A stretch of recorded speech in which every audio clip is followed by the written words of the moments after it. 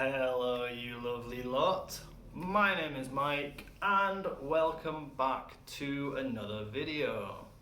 Today, I want to talk about some of the most common mistakes made by non-natives when speaking English. In language, mistakes are very important. They help us improve and get to the next level. I hope this video will help you improve some of the mistakes you might be making. With that said, shall we start? Number 1, the present perfect. Present perfect is something very hard for non-natives to use accurately all of the time.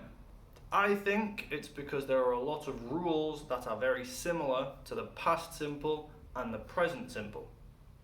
Plus, in other languages, the present perfect is slightly different.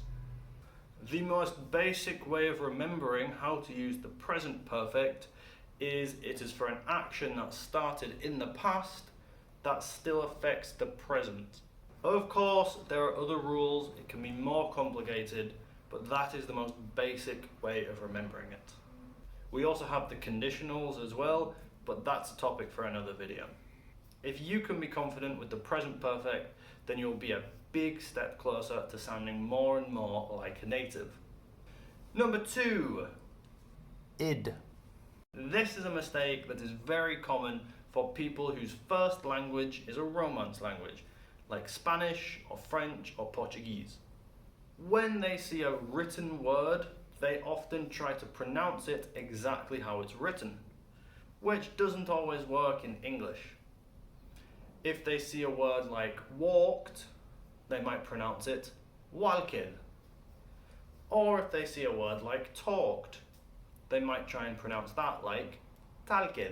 Normally, this mistake doesn't affect whether a person can be understood. And because of that, a lot of people don't try and change it. Because if they can be understood, that's good enough. But it is a mistake that's very easy to fix. If you're interested, right here I have a video on this topic. I think often with this mistake, the person who makes the mistake knows the rule, they know it's not correct, but they're trying to speak fast like a native, so it comes out a little bit wrong. Number 3, pronunciation with E and I. Okay, so this is very similar to number 2, but it's definitely worth talking about. Again, for a lot of people who have a Romance language as the first language, the E and the I sound are very similar because, for example, in Spanish, they're almost swapped around. In Spanish, E is E and I is E. So it's very similar. But sometimes this is a problem. With a word like beach, for example, well, a Spanish speaker might say bitch, which can be very rude in the wrong circumstances. This problem can be fixed using 2 techniques. The first one that I think is the most important to learn are the sounds all of the letters have. In English, our letters have 2 sounds. We have the uppercase, E, and the lowercase, E. Often when we're reading a word, we use the lowercase to make the sound. So for the vowels, we have A, E, I, O, U,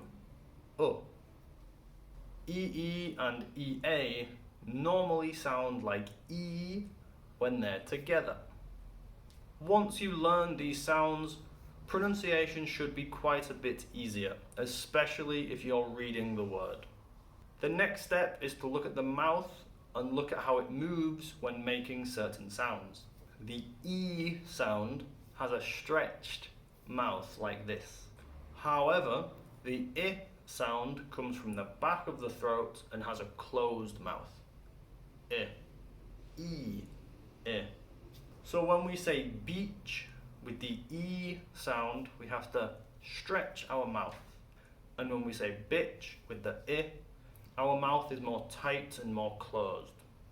Number 4, OUGH words. Okay, so this one can be hard for natives as well. In general, OUGH is pronounced like uff, like tough. But it being English, there are a lot of different words that don't follow these rules, unfortunately. Which means we get some sentences like through tough, thorough thought, which doesn't follow any rules at all. This is very hard for a lot of non-natives and at times for natives as well. Unfortunately, there aren't really any tricks you can use to learn these words. Luckily, they're not too common, so it's just a case of practice, practice, practice. Number 5, time. The concept of time is something that most learners of the language find very difficult. I think the reason is because every language seems to have its own unique way of telling the time. So having to tell time in English means you're having to translate, but think of time in a different way. For example, in Spanish, they do everything the other way around. They say the hour, then the minute. So 9:15 becomes 9 1/4.